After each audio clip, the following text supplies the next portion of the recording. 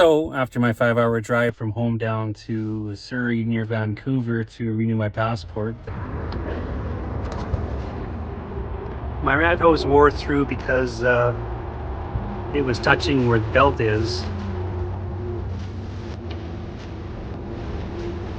And that's because I hit a deer before. And if you want to see that video, check it out right here. That's where the deer hit.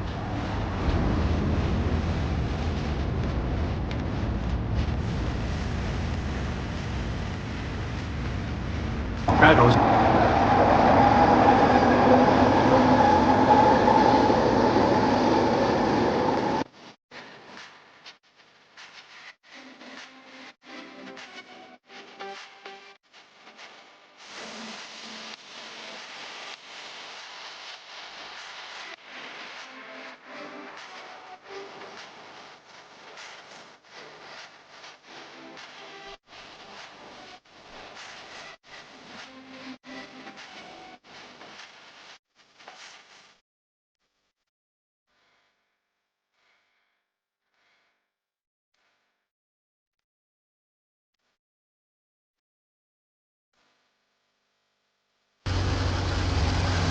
Well, grabbed it back so it doesn't rub on there anymore.